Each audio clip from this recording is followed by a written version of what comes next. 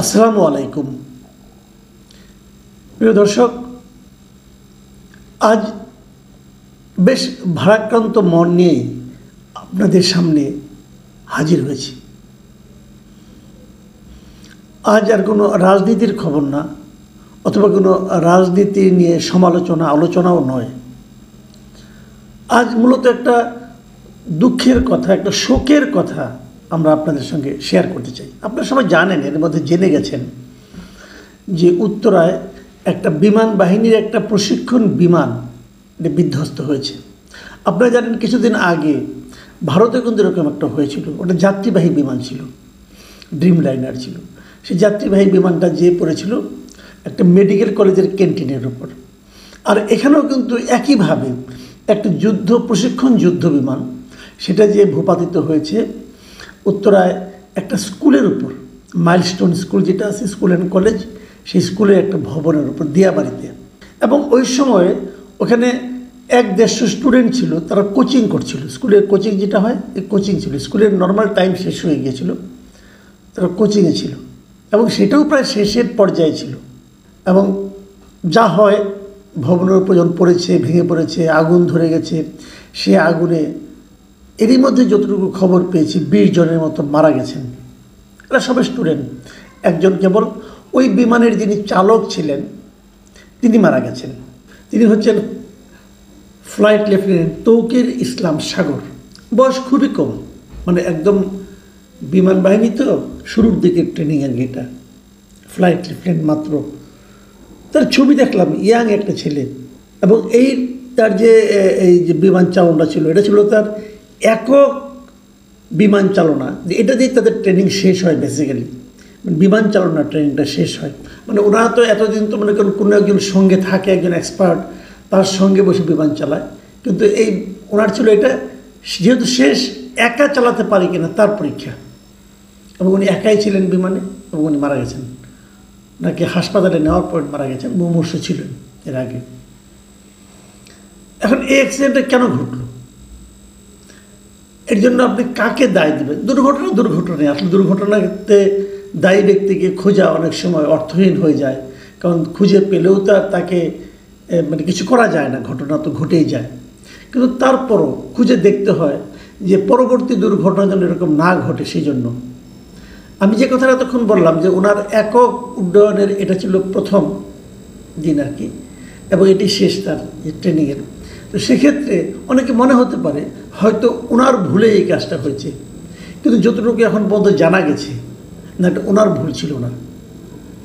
উড্ডয়নের কিছুক্ষণ পরে উনি কন্ট্রোল রুমকে জানিয়েছিলেন যে বিমান আর উপরের দিকে উঠছে না, বিমান নিচের দিকে পড়ে যাচ্ছে। উনি কিন্তু জানিয়েছিলেন।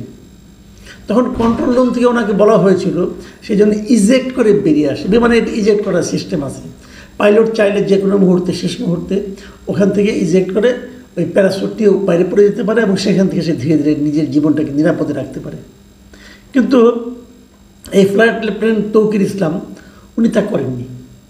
উনি ইচ্ছা করে করেননি। উনি চেয়েছিলেন বিমানটাকে লোকালয় থেকে একটু দূরে নেওয়ার জন্য, মানে যেখানে কোনো মানুষজন নেই সেখানে নিয়ে গেলে প্রাণঘাতী, মানে হতাহতের সংখ্যা কম হবে, এরকম একটা প্রত্যাশা নিয়ে উনি শেষ পর্যন্ত চেষ্টা করেছেন বিমানটাকে লোকালয় থেকে একটু দূরে নির্জন এলাকায় নিয়ে যাওয়ার জন্য। হয়তো নির্জন এলাকায় নিতে পারলে হয়তো তখন উনি ইজেক্ট করে বেরিয়ে আসতেন। কিন্তু শেষ চেষ্টাও তার সফল হয়নি। অনেকজন গিয়েছিলেন, দিয়াবাড়ির ওই জায়গাটা একটু ভিড়ভাড়টা কম, অতটা জনবসতি ওখানে নেই, আর একটু যেতে পারলে হয়তো হতো। কিন্তু উনি শেষ পর্যন্ত সেটা পারেননি এবং উনি নিজেও মারা গেছেন। এটা তো ট্রেনিংয়ের পার্ট। আসলে এরা যখন কোনো ট্রেনিং নেয় তখন এদের এভাবেই শেখানো হয়। কিন্তু আমরা যত কিছুই বলি না কেন, এই যে স্টুডেন্ট, 19 জন স্টুডেন্ট এবং একজন সম্ভাবনাময় একজন ব্যক্তি, উনি তো বিমান বাহিনীর একজন ফ্লাইট লেফটেন্যান্ট, তো ওনারও তো জীবনটা অত্যন্ত সম্ভাবনাময়। দেখলাম যে উনি সম্প্রতি বিয়েও করেছেন। তো সব কিছু কিন্তু তছনছ হয়ে গেল একটা ঘটনার কারণে। কেন ঘটলো এটা নিয়ে আমাদের আসলে তেমন কিছু করার নেই, হয়তো পরবর্তীতে দেখা যাবে। এর মধ্যে সরকার মঙ্গলবার দিন, মানে আগামীকালকে রাষ্ট্রীয় শোক ঘোষণা করেছেন। সেগুলি সবই ঠিক আছে। এখন আমরা বরং একটু আলোচনা করি তেমন তো কিছু করার নেই, একটু আলোচনা করি, অল্প একটু আলোচনা করতে চাই। যে বিমানটা ধ্বংস হয়েছে, বিধ্বস্ত হয়েছে, এটা কি বিমান, কি জাতীয় যুদ্ধ বিমান? এটা কিন্তু যুদ্ধ বিমান একটা। এটা কোথাকার তৈরি, আমরা এটা কবে কিনেছি, এটা কি ঠিকমতো মানে আপনার এটা কি অনেক বেশি পুরনো হয়ে গিয়েছিল, কিংবা এটা কি আপনার মেনটেনেন্স ঠিক মতো হয়নি, এগুলো একটু জানার আলোচনা কিন্তু করা যেতে পারে। আমরা এই আলোচনাগুলো একটু করতে চাই। যে বিমানটা বিধ্বস্ত হয়েছে সেটা হলো F7 BGI, এই বিমানের সিরিজের নাম এবং বিমানের এই নাম। এটা বেসিক্যালি একটা চীনের তৈরি একটা বিমান। চীনের চেংদু নামে একটা কোম্পানি আছে, চেংদু এয়ারক্রাফট কর্পোরেশন, তাদের তৈরি একটা বিমান, এবং এটা চেংদু J7 সিরিজের একটা যুদ্ধ বিমান। ইন্টারেস্টিং হলো এই যুদ্ধ বিমানটা বাংলাদেশের জন্যই আসলে বেসিক্যালি তৈরি করা হয়েছিল, এবং বাংলাদেশে এই যুদ্ধ বিমান সরবরাহের পর চীন এই সিরিজের মানে বিমান উৎপাদন বন্ধ করে দেয়।